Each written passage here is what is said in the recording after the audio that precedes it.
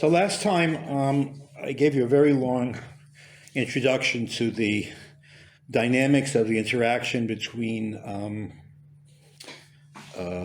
broader culture and Judaism. We've looked at various records of such an interaction and attitudes in Chazal, and I gave you basically the background. Excuse me, to the first real head-to-head kind of confrontation that the Torah had with substantive outside culture. We talked about the way that the Muslims rediscovered the works of Plato and Aristotle and what they did with them and what the problems that were raised by that encounter were, and how excuse me, we started talking about the way the Jews responded to it.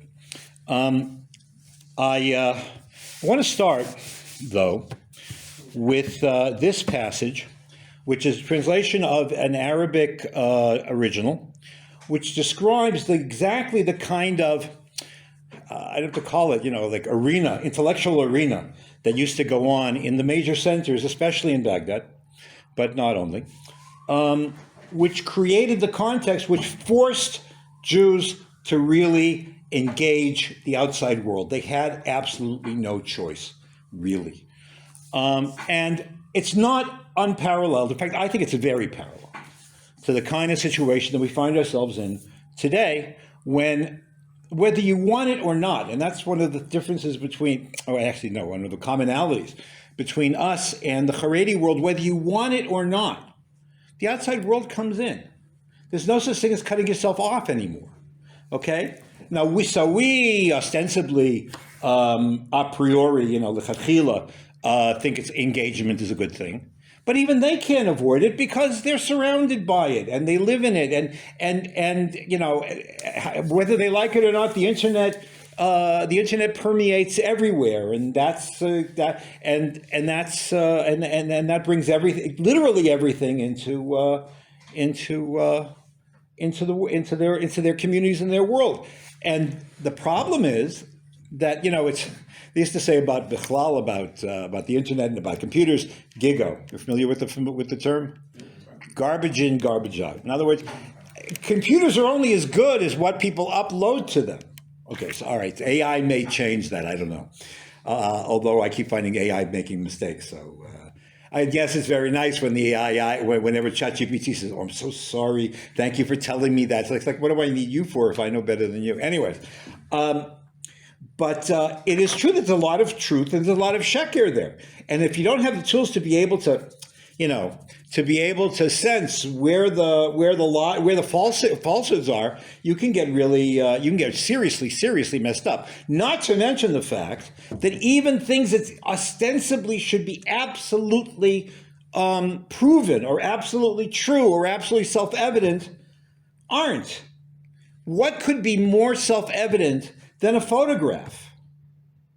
What could be more self-evident than a recording? But we all know that you can mess up. It used to be just not Photoshop, what's it called? Airbrushing. It used to be just airbrushing. But now you can make a photograph that looks 150% authentic and it's fake as anything. And the same, you can mix and match, you can do anything you want with sound. I mean, forget it.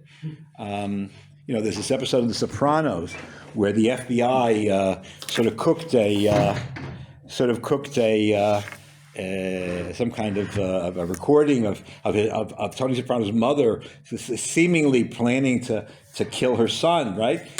You can't. So that, unless if you have no critical eye to any of these things, you can be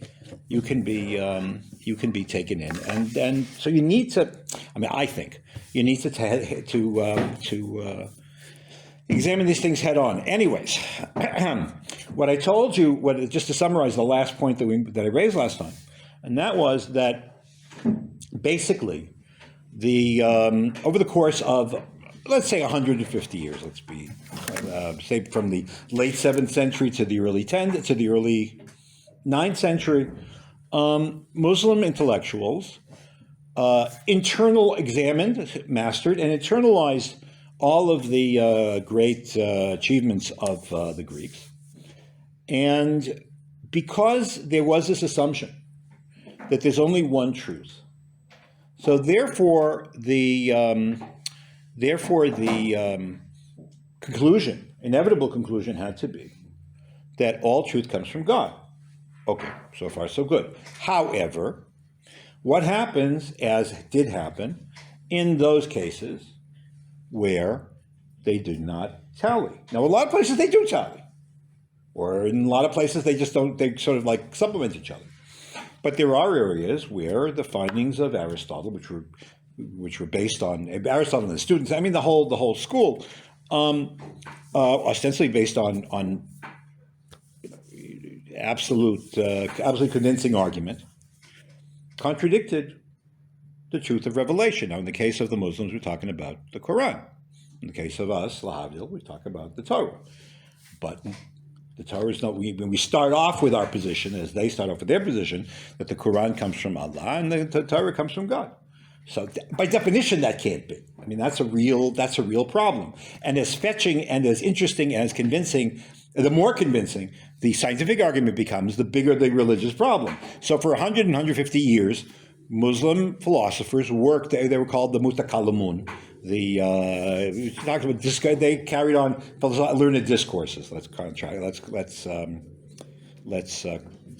translate it that way. It created a school called the Kalām, which did in fact work full time to resolve these issues. Okay, and they were convinced that they did. They were convinced that they did. Sometimes Aristotle was rejected on internal philosophical grounds. Now, if you want to be able to, for example, if you want to reject or you want to disprove a person's argument that contradicts seemingly a matter of belief, then you can't just say, I don't believe. Well, you can say. You can say, I don't believe it. I'm not going to listen to it. That's one way. It's not 100% satisfying, and you might be good for you, but it's not going to be so good for somebody else. You need to use the tools of the challenger in order to be able to achieve your goal. So I'll give you an example from another field. Okay, since for over almost 200 years, one of the areas, really a spiritual minefield for many believing Jews, is biblical criticism. The belief that the Torah wasn't Chalila given by God, and it's divided into different documents, all kinds of stuff. Okay. People who have successfully responded and with integrity and convincingly responded to the challenges or the assumptions made by biblical critics have done so on the terms of the critics. I'll give you example of two people who've done it really superbly, both of whom I'm proud to call friends, and both of whom teach at Qayrawān. One of them is Professor Eliyahu Assis, and the other is Professor Josh Berman. Okay, so if your Hebrew is, depending on how your Hebrew is, Eli's books have not been translated into English, but Josh wrote a priori in English. So I if this is an issue which bothers you or which is something which interests you, I strongly recommend Professor Joshua Berman's book, Ani Ma'amin, in which he goes through the history of the dogma or the Ikar Emunah that the Torah was exactly the way it was given and so on, so the way we have it, number one. And he goes through a series of classical areas or issues which are ascertained in order to prove, prima facie that the claims of the critics. I'm very proud. I love this book. It's a great book. I'm especially proud of it because I was one of the people that was consulted to write it, not about the Bible stuff. I was consulted on the Maimonides stuff. But my name's right up there in the front, so I'm very happy. No, he's a great scholar. In any event, so you have to. In other words, you need to be able. There's a doctrine in the army, in the IDF, called Lahavir et halechima leshetach haoyev, to never try not to have a fight, a defensive war. Always take the action, always take the combat over to the area, to the territory of the enemy. So I'm not saying they're the enemy, but you fight them on their ground, not on your ground. So that's basically what the Jews and the Christians and the Zoroastrians and everybody were forced to do, because the Muslims said, look it.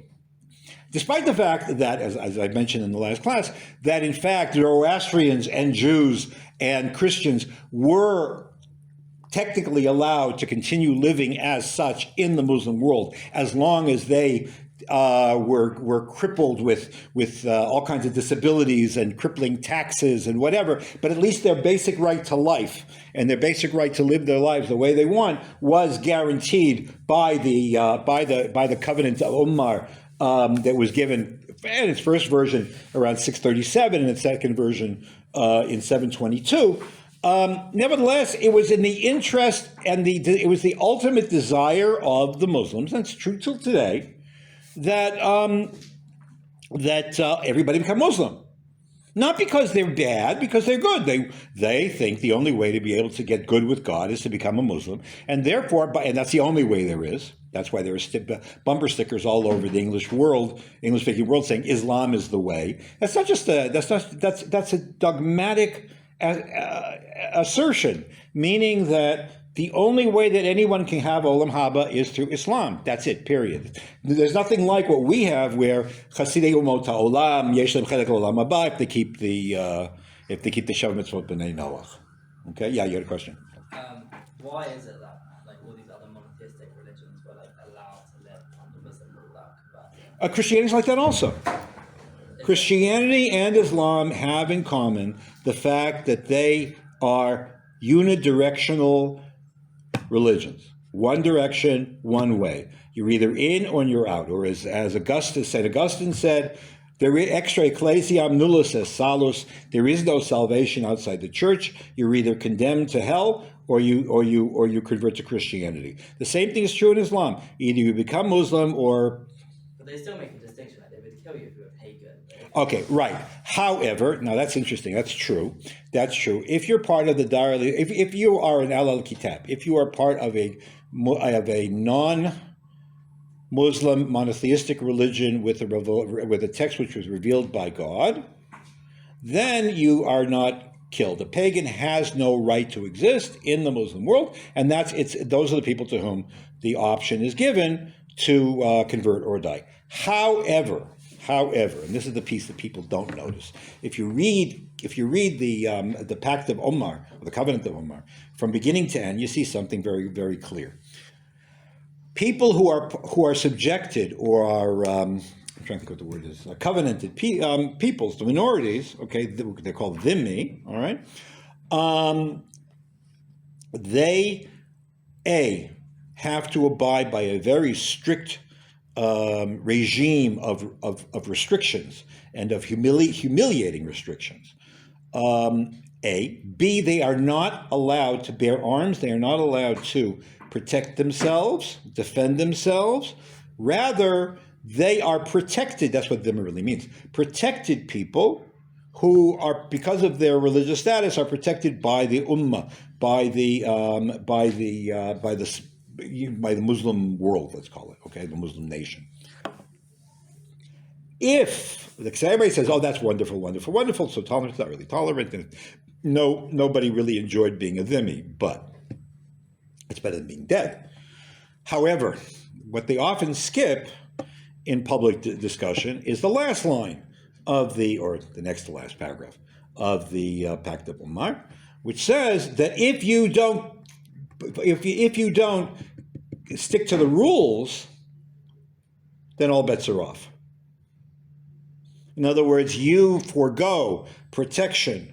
You forego protection. You forego your protected status if you don't live by these rules. In other words, if you don't abide by the restrictions which are imposed upon dhimmi, then you can be killed, because then you're not cooperating with the thing. So let me give you an example. So this was 2 weeks ago.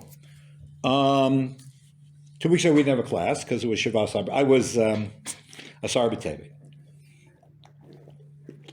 the ninth of Tevet, the day before, many people don't know, is a fast day also. It's a fast day which is noted in the fast. There are these, if you look at the end of Hilchot Ta'anit and Orach Chaim, you'll see there's a whole bunch of, before they go from, I forget if Tisha B'Av comes first or afterwards, but anyways, at the end of Hilchot Ta'anit proper, there's a whole siman, fast days, and there's this fast day, that, a whole bunch of fast days. One of them is the ninth of Tevet, and the lists don't say, we don't know why. Okay, we just know there's a fast day. So there's an article by Professor Shneur Lyman, Brooklyn College and YU and from Torah, in which he argues that the ninth of Tevet was the yahrzeit of Paul. I think it's either Peter or Paul. Why? Because there's an old Jewish tradition that he was a double agent sent by the Sanhedrin to get the Christians out of the Jewish people, but he went under and he died while he was under deep cover. So his yahrzeit we observe a sort of shvishushu. That's whatever. But officially we don't know what the reason is. Okay. The reason why I'm mentioning this is because in 1066, okay, the same year as William conquered England. In 1066, one of the most powerful kingdoms in southern Spain was Granada, and Granada had a Berber king. A Berber king who was Muslim, but they weren't Arabs; they were North African Berbers, and the king's prime minister and commander of the army was not Shmuel HaNagid. It was Yehosef HaNagid. Right, exactly. So Shmuel HaNagid was his famous father, who also commanded the armies, and was a poet and a philosopher and a diplomat and a regent, all kinds of whatevers. He died, and he left and his son took over from him when he died, I believe he died in 1054, 1056. He was, so the son, Yehosef, was the wazir for about 10 years. The Jewish historian or chronicler, Avraham ibn Daud, writes that of all of the fine qualities with which the father, Shmuel, was endowed, Yehosef inherited all of them except for modesty. And he was a very showy guy. And he used to like to walk around with a retinue, and he used to like to show off about his power, and so on and so forth. Now, it's a very strange okay, etc. So he liked to show off. What's the big deal? Well, there were two problems with this characterization of Shmuel HaNagid. Characterization number one is that if you read everything about Shmuel HaNagid, he wasn't the most humble guy in the world, okay? So, for example, in Yiddish you would say, gehalten von sich. He held from himself. He had what you call a very positive self-image, especially intellectually. He was well aware of his worth, say, for example, as a Talmud Chacham. How do we know? Well, we know because he wrote a major book of Psak, which was called Hilchot Gvarata, which the Rif later on, not 40, 50 years later, used as one of the bases for the halachot of the Rif that you have in the back of the Shas. But more than that, he engaged in some really fierce polemics with the person who was at the time considered to be the Gadol Ador bar none, and that is Rav Hai Gaon over in Baghdad. Rav Hai Gaon, who died in 1038, was described by this Ibn Daud as the last of the Gaonim in time, but the greatest of them in stature. And as far as Shmuel HaNagid was concerned, All right. So you talk whether katonti, far be it from me to figure out whether he was justified, but he was a big Talmud Chacham, and the point is he had a very positive self-image. He was also a very famous Hebrew poet. He was one of the greatest of the Hebrew poets, together with Shlomo ibn Gvirol and Yehuda Levi and Moshe ibn Ezra and Avraham ibn Ezra and Yitzchak ibn Chalfon. So Shmuel HaNagid, especially in war poetry, was something special. And he knew that he was talented. He said in one place, Ani David Bidori. In my generation, I'm like David HaMelech. David HaMelech wrote Psalms. I wrote poetry too. In the poem he wrote after his first great victory, the great military victory, it's called the Loa Oz. He writes, the poem has 150 lines because there's 150 chapters in Tehillim. And he tells the whole world, you should celebrate this like a new Purim, and I am Mordechai, and I'm Mordechai, and the guy I killed was Haman, and okay. So you're talking about a guy who liked himself. When he looked in the mirror in the morning, he was pleased. So how does Ibn Daud say that Yehosef, as opposed to his father, wasn't modest? I mean, he was not the Shmuel King with all of his qualities was not the ultimate expression of the example of modesty. So the explanation is apparently like this: he certainly had a positive sense of self, but he only showed that within the Jewish community. Samuel ibn Agrela knew exactly how to appear in front of the Muslims. He knew how to play the game. In other words, he knew that for Muslims, Jews had to be downtrodden, Jews had to be deferential, Jews had to be your humble servant, as Uriah Heep would say. Jews have to make sure that they're not showy. So when he dealt with Muslims, when he dealt with his overlords, he did everything right, and he abided clearly by the rules of the, at least as far as that society was defined them, the rules of the Dhimma. Apparently, and this is more than implied by Ibn Daud, Yehosef said, what do we need this for? What do I need this for? I have money, I have power, I have this, and I have that. And he showed it, not just when he was in the Jewish community, but also when he would appear at the palace. And Ibn Daud goes on and says that the other, he calls them Philistines, but the other the nobles got mad at him, and they got jealous of him, and they said this is not appropriate for a dhimmi. And on the 9th of Tevet, 1066, there was a nationwide pogrom in which, and I use the word advisedly, a nationwide pogrom in which Yehosef was killed, his family was killed, hundreds of Jews were murdered, many more ran away from Granada, his library was destroyed, students who had flocked from all over the Jewish world to study with him, because he was also Rosh Yeshiva, were also affected. And says Ibn Daud, it's on the 9th of Tevet, in our tradition there's a fast, but we don't know why it is, must be this. Or I don't know if that's the reason, but the point is that this is the pattern. Those who claim that there was some kind of idol between Jews and Muslims throughout the so-called Golden Age are telling you it's a half-truth.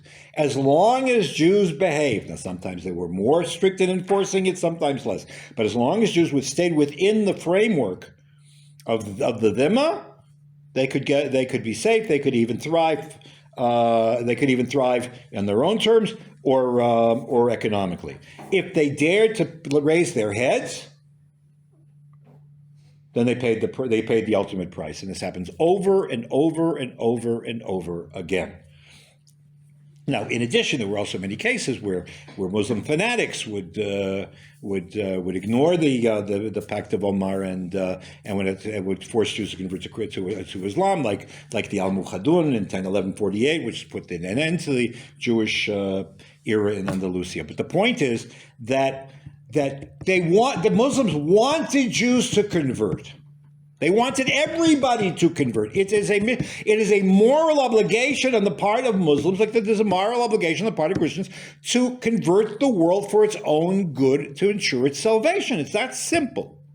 It might not be, we might not be happy to hear that, and it's not fun to be on the receiving end of that, but that's what it is, and it's a principled position. There are a lot of principled positions that we might not be too happy with. That's the way it works. Now, so why did I get into all this? As part of an intellectual argument, and it's also enjoyable, but also as part of this idea that this is a way to get those protected minorities to acknowledge the truth, because so long as non-Muslims, just like non-Christians in the Christian world, don't accept the truth, it's like a bone in your throat. And Jews were always a bone in the throat of the church, because they would, it's a double whammy. Because on the one hand, here are the people of Jesus, and they refuse to accept him. Same thing over here. So once this model emerged, that Jews are going to, that a legitimate true religion must abide, or must be able to be squared both on faith terms and on scientific terms or philosophical terms, it became obvious that, all right, so now let's dare the other guys, because we can prove that their religion isn't true. That's simple. Now, obviously, as we'll see in a minute, the Christians tried it, the Muslims tried it less, to prove Christianity, especially Christians, from the Bible, because they claim the Bible is a Christian book, and that was really the classic place of argument between the two among the Muslims. But ultimately, because they shared a book, the Muslims don't share a book with us. So the battles had to take place on the field of reason. So let's look over here. ʿAbd al-Walīd said, I heard Abū Muḥammad Abdullah bin Abī Zayd ask Ḥumar Aḥmad bin Muḥammad bin Saʿīd bin al-Mālikī when he arrived in Qayrawān. Qayrawān was a city in North Africa, which was the most important city in the southern Mediterranean.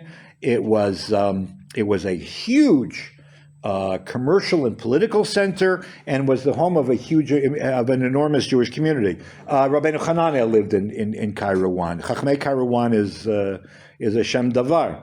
When he arrived in Qayrawān, returning from the eastern lands, Abu Ḥumar, having entered Baghdad during the life of Abū Bakr Muḥammad bin Abdullah bin Ṣāliḥ bin al-Abharī, and one day he said to him, did you attend the sessions of the practitioners of al-kalām? He replied, yes, I attended them twice. Then I ceased associating with them and never returned to them. Abū Muḥammad asked, and why was that? He said, as for the first session I attended, I saw a gathering that had brought together all the factions, Muslims, both Sunnis and the sectarians, meaning the Shiites, as well as unbelievers, Zoroastrians, materialists, heretics or freethinkers, Jews, Christians, and every other sort of unbelief. Notice, however, Jews, Christians, and Zoroastrians are called non-believers. We believe in God, yeah, but we don't believe according to the same way they do, so therefore we are kafir, we are kofrim, we are non-believers. Each group had a leader spokesman who spoke on its behalf, arguing in defense of its doctrine. Whenever the leader of any group arrived, the entire assembly would rise for him until he sat down, and then they would sit after he sat. So you have to understand, this is like a soccer game. They didn't have soccer. Soccer, by the way, was probably invented by Jews, I understand, but that's another. I don't know if that's good or bad, but I read someplace that soccer was invented by a Jew. Anyways. I thought it came from rich people. I don't. Yeah, I read it somewhere. The Jews made a contribution to it. Maybe they funded the first things. Maybe it has something to do with money. I don't know. Anyways, But you're talking about it. So you have to understand. This is not just an intellectual gathering. This is my team. They had a bystander. They had bystanders, not bystanders. What are they called? Spectators, and everybody's coming. And this is the big intellectual entertainment. Listen, different communities, depending on their rules, have different modes of entertainment. So, for example, I have a friend who was really the founder of the academic study of the Haredi world. His name was Professor Menachem Friedman. So he once told me that he said, if you look at what leisure time, this is before you had these triple glut kosher ski holidays for Pesach in northeastern Italy. If you take a look at what kind of big events, mass events, go on in the Haredi community, you have assemblies against Lashon Hara, and you get for this and for that. So yeah, these events are tuned. Even the Siyum Daf Yomi at the end of 7.5 years. They have entertainment. They have singers at these things. They have all kinds. So these are modes of mass entertainment. I mean, it's not. I don't know. It's not what's her name? Taylor Swift. I mean, but it fills the same kind of need. So these sessions had a similar function, but they were also perceived as very serious. So what you have is every team goes in. First, the Muslim would come in at their head, and they'd sit down, and then another one, and this one, and that one. Okay. If you want to see, it's not quite the same thing, but it's really worth. It gives the same. It gives the same kind of feel, and it's available on YouTube. One of the more interesting medieval movies that were made in the '60s was called El Cid, with Charlton Heston and Sophia Loren. It's about the national hero of Spain who led the Reconquista. It's been sort of cleaned up a little bit to make it sound like Christians and Muslims should live together. And they talk about the major grid that the two groups in Spain were Christians and Muslims. They've completely forgot that there were hundreds of thousands of Jews in Spain, which by itself. Anyways, there's one scene at the beginning of the movie where the king of Castile is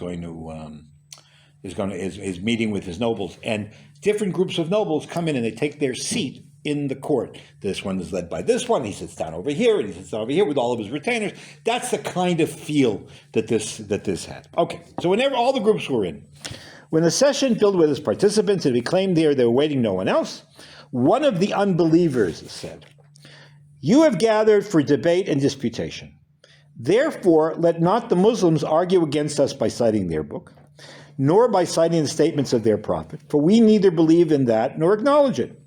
Rather, let the debate proceed only by means of rational proofs, that which reason and analogical, that's by analogy, can support." They replied, "Yes, so it is, we accept that condition." And Abū Muḥammad thought that was an insult to the true faith. He said, "So I left."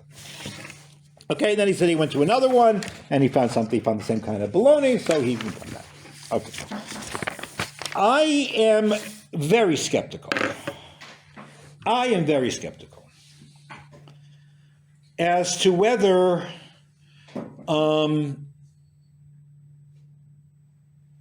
anybody there among the non-Muslims aggressively and conclusively refuted any Muslim belief, because you get killed. But they did have these open debates based on reason. And obviously, the Jews who had let's forget about everybody else, the Jews who had no tradition of philosophical knowledge, in order to be able to defend Judaism on the terms that would command the respect of everybody else, had to learn, master the Greek tradition. So in other words, the whole thing started out of apologetics. Now, apologetics doesn't mean I'm sorry. Apologetics means defense. Okay? You find this, and this is always the first stage whenever another culture challenges the Torah. Okay? people either say, we have nothing in common, goodbye, but that never works. Or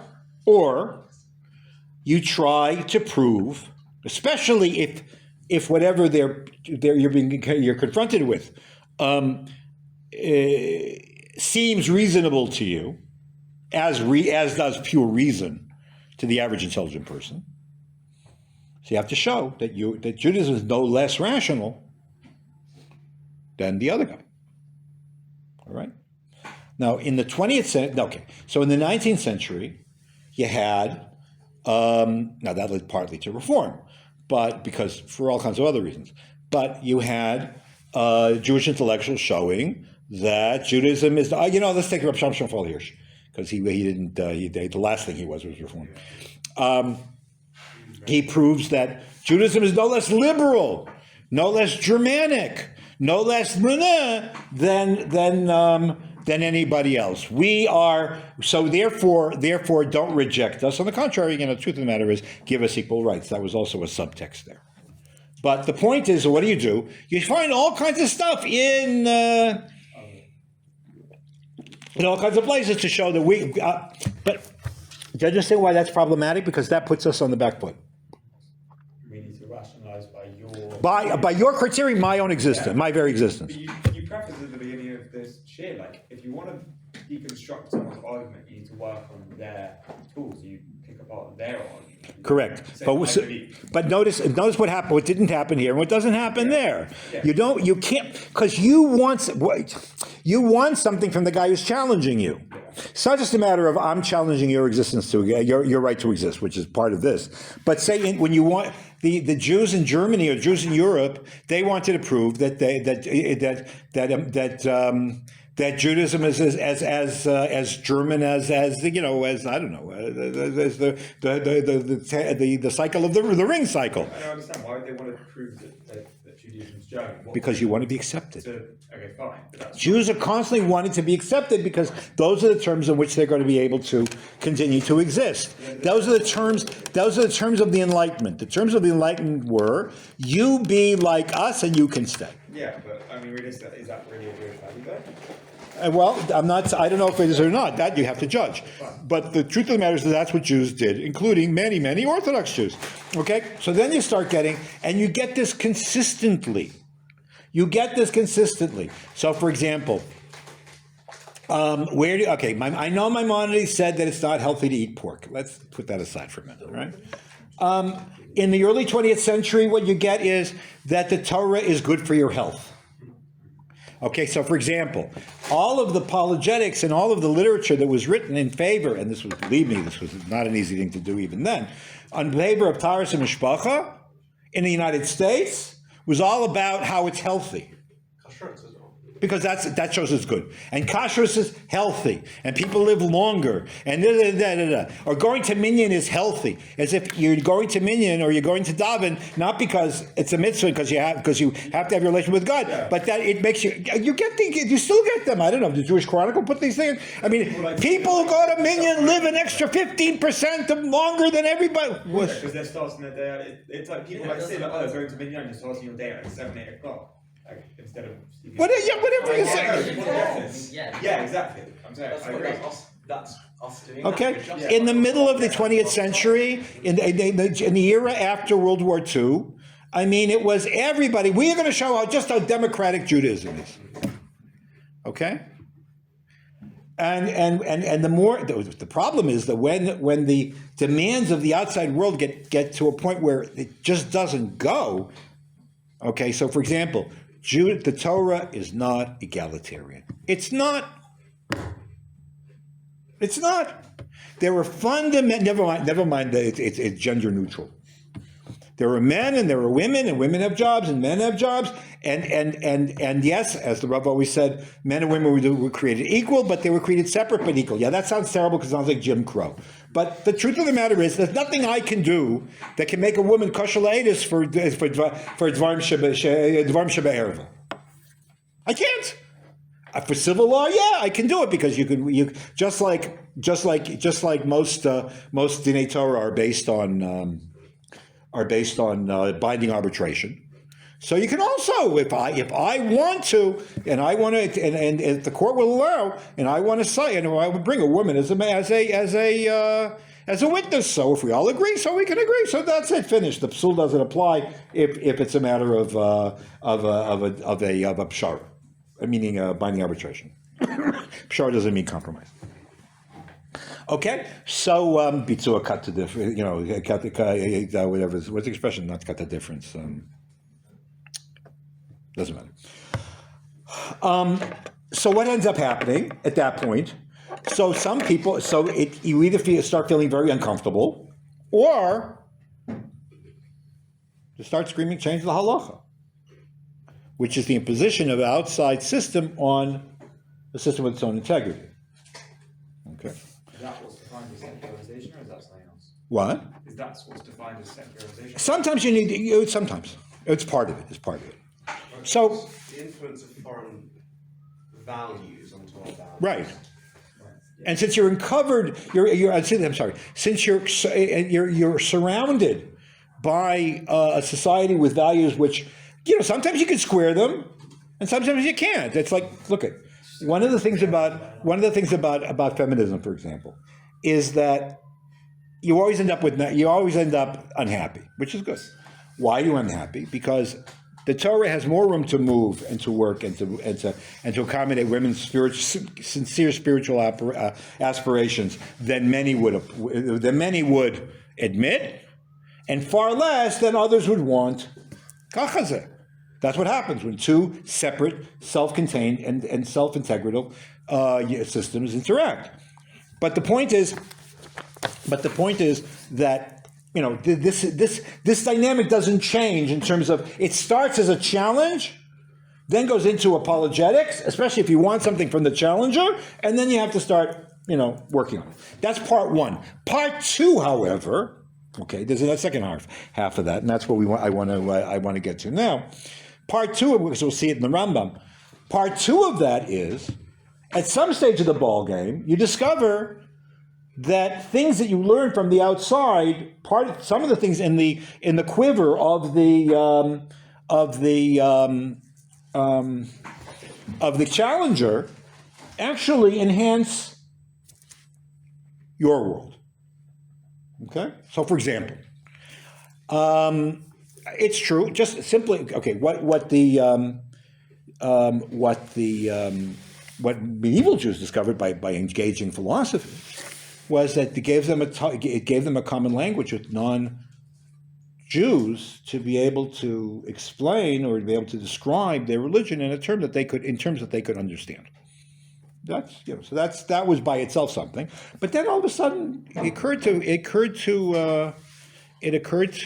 various people, over time, that maybe a religion which is fortified by reason is stronger, say, in the face of doubt. Okay? Maybe demonstrated faith is better than undemonstrated faith. Now, that's a point, that can be a real point of contention. Okay? Because the minute you open up the Pandora's box, it's possible they go the other way. But there was a law, it's huge, it was very, very popular that the idea was very popular that if you have faith, but if you base it on, or if you reinforce it with reasonable arguments and scientific arguments, that you'll feel stronger. Is that not what our Rambam says? That's the Rambam's position. He takes it to its ultimate, but he was not the first person to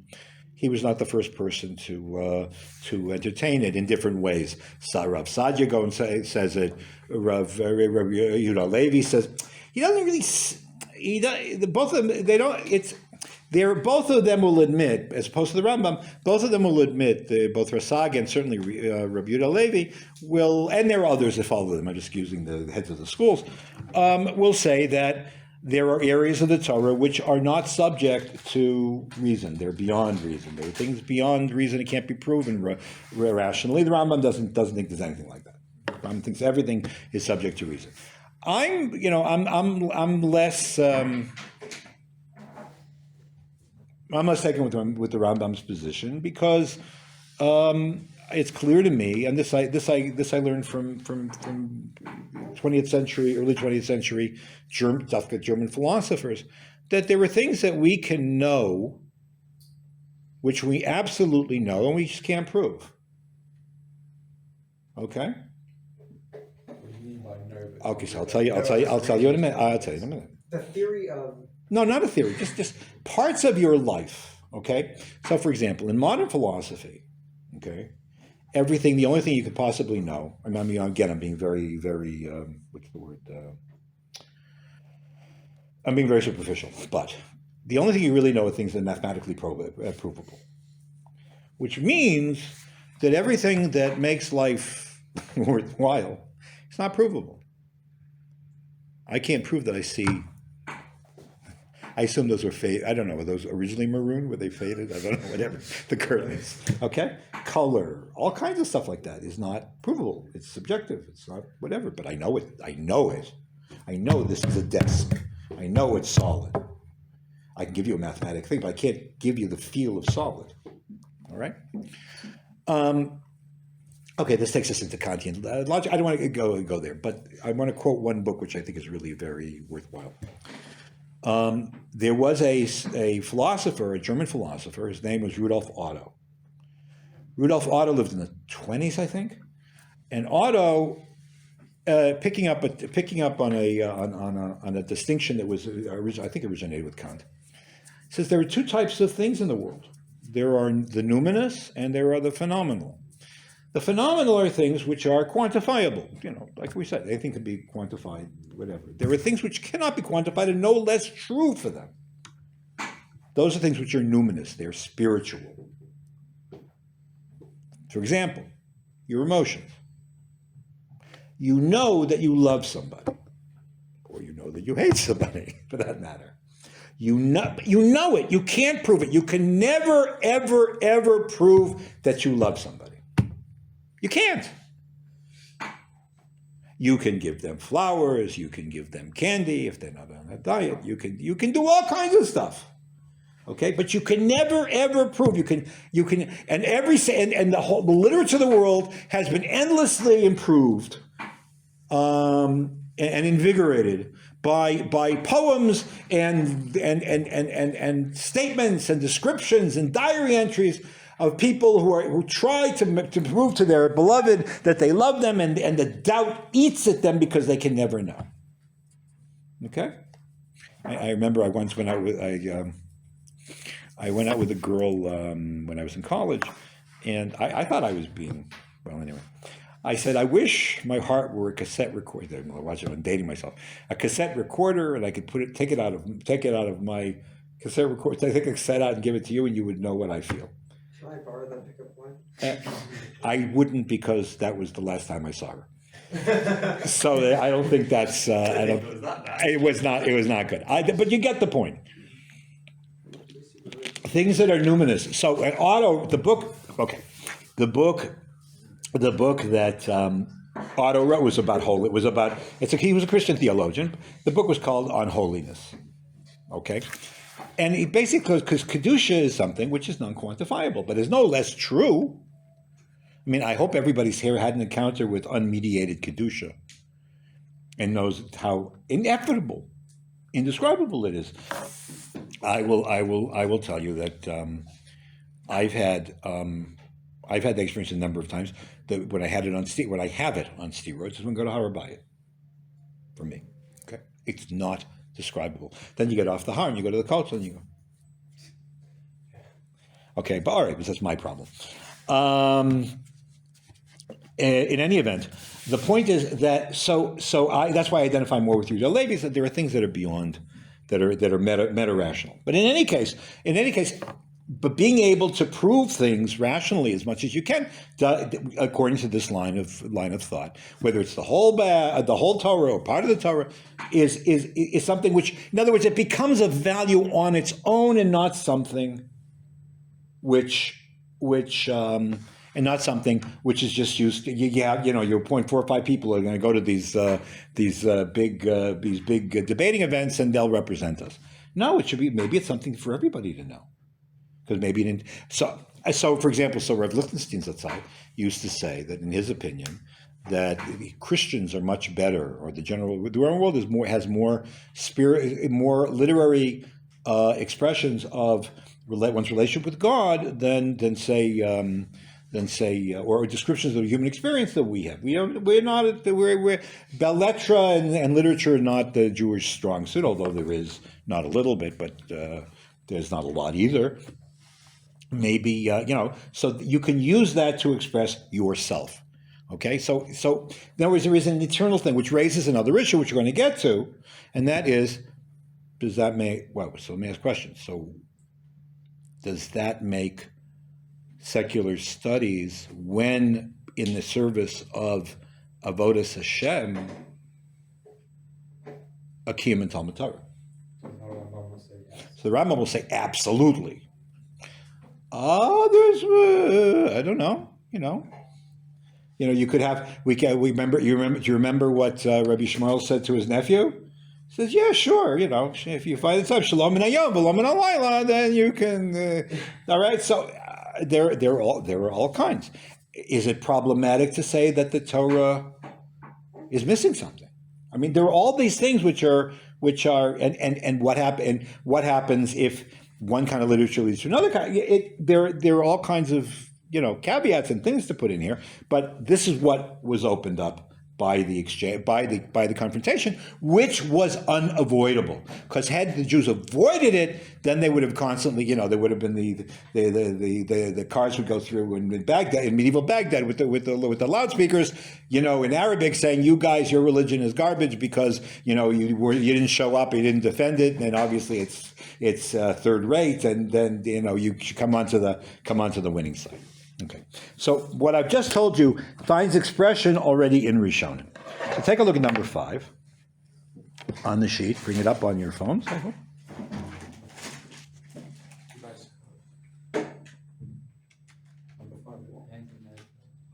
We only got the kalām. Oh, no, this is the one I sent you weeks ago.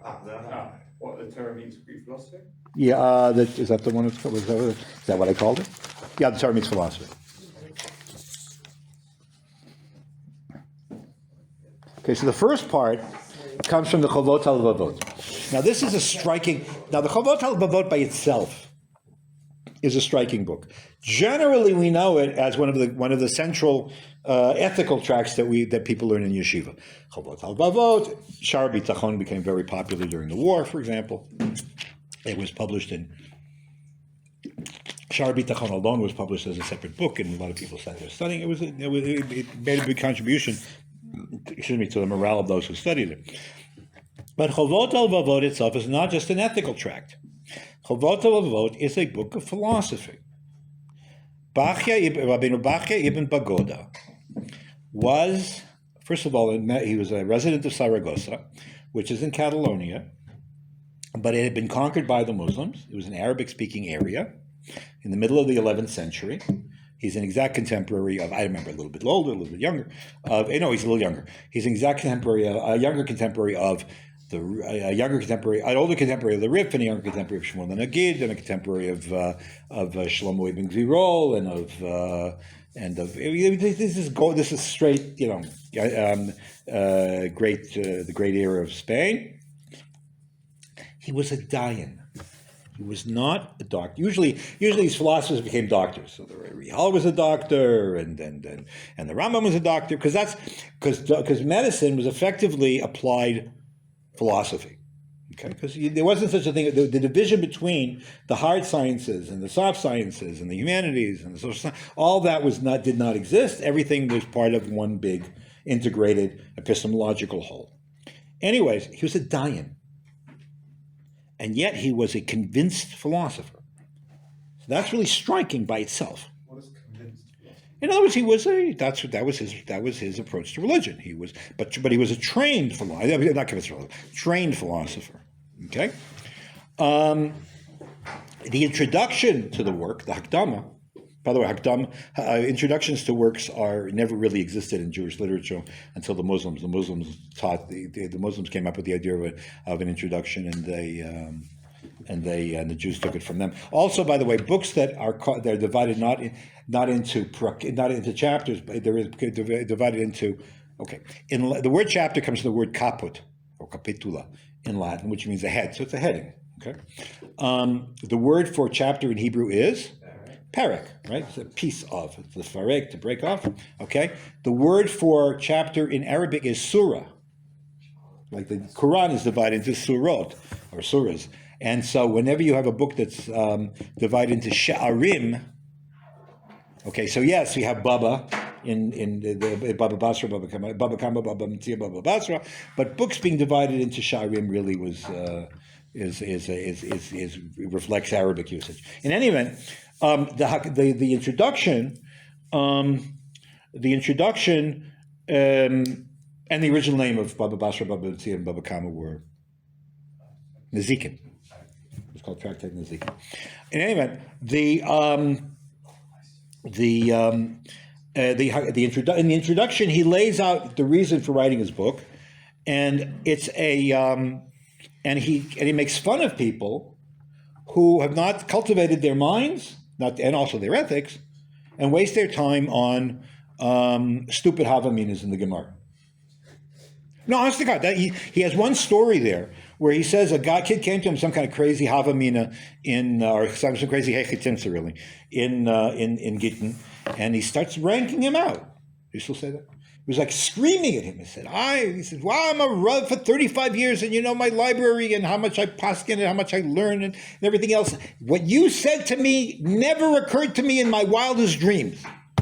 He says, "Have you taken care of the things which you're supposed to take care of, like love of God and fear of God?" And he's got the whole list, which are things which you're not allowed to desist from. You're not allowed to neglect.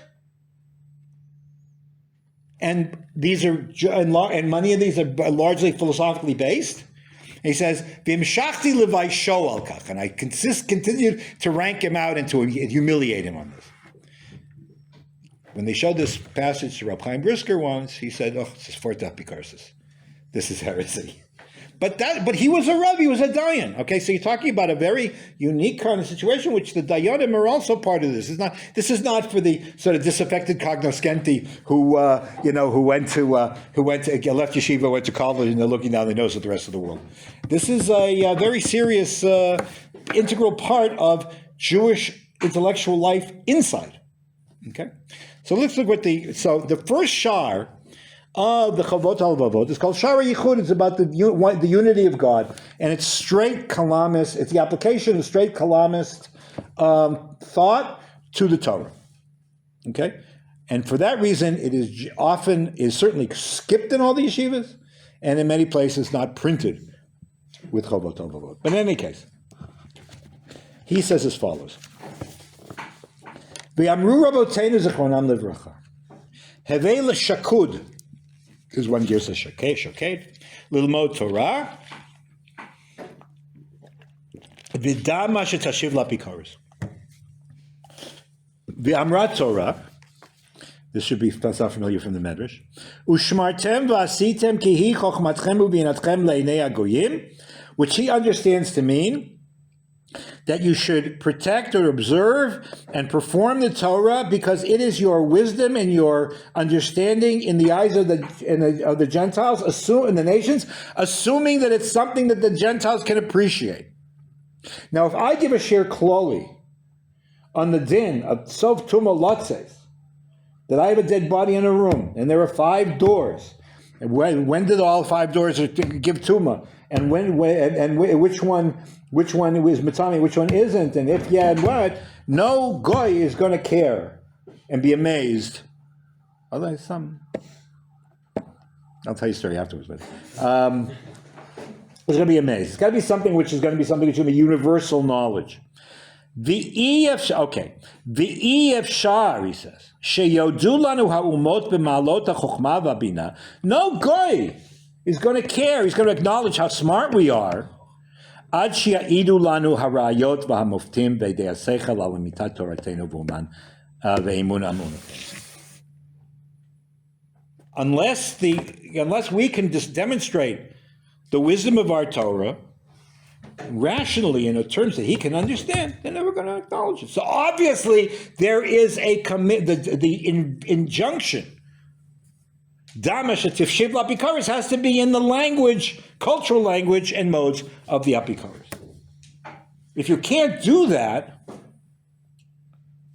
then you're not going to earn respect. Now, do you care about respect? Well, I'll give you an example.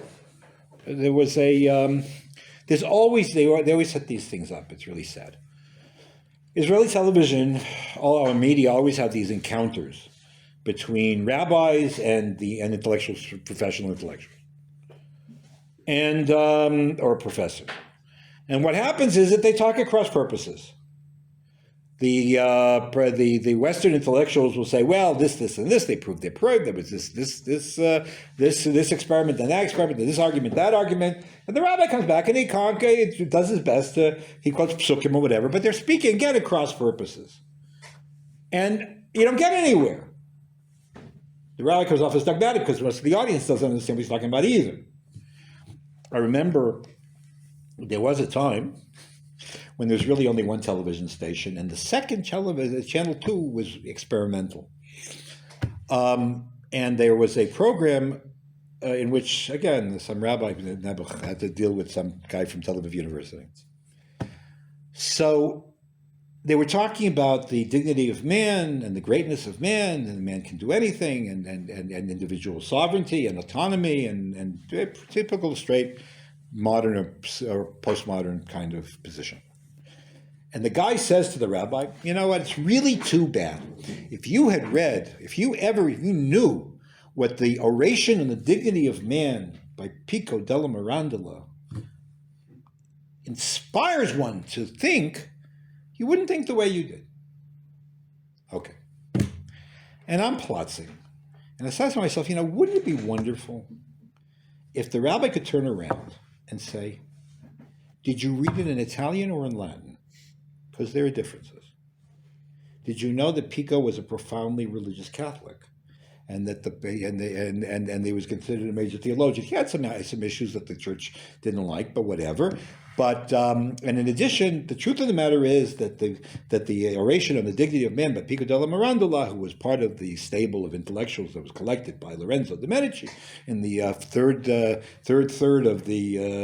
quarter of the 15th century, actually supports my contention. Wouldn't that be great? Wouldn't that be great? There's nobody can do that. Is it possible? Absolutely possible. In 1959, Pope John the 23rd convened the Second Vatican Council. Last year was the anniversary of the publication of its findings. And they wanted Jews to participate. Or at least it was observers. And there was a big debate as to whether Jews could participate in interfaith dialogue with Christians. And the two leading Jewish philosophers of the day adopted opposing positions on this issue. Professor Avraham Yehoshua Heschel was eish lahava to do it, partly because he wanted payback to the Goyim, because it's after the Shoah, don't forget. But he thought they should, and Rosh Soloveitchik, Mori Varabi, thought absolutely not. So one of the Rav's major contentions was that Christianity can't transcend its own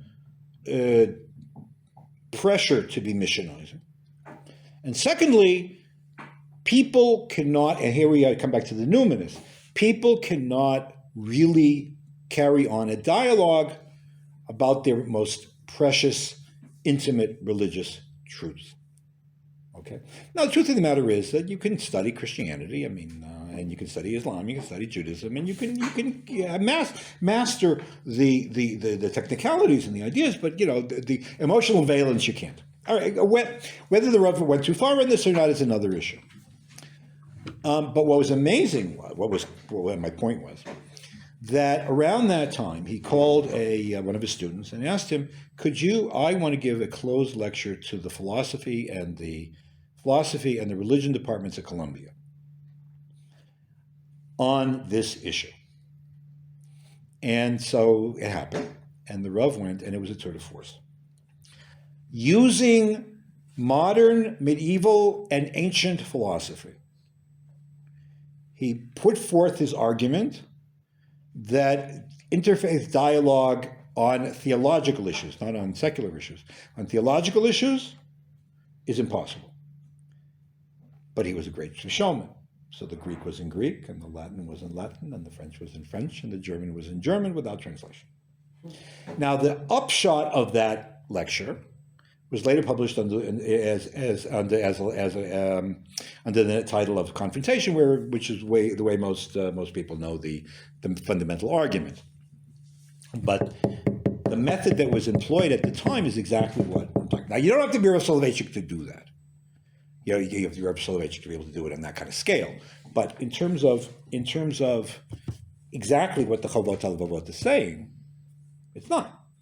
But that is but in 3 lines, Rabbi Pagoda puts forward the argument, the apologetic argument, the defense argument for this kind of study. Next time we'll look at Rambam. Rambam has a whole nother take, and we'll keep going, because eventually, before we finish the year, I definitely want to get to things like art and music and popular culture and stuff like that, because that's no less, maybe more important than for contemporary concerns than this. Okay, that's it. Thanks so much. My pleasure. What story you going to say about? Oh, okay. So what was the story?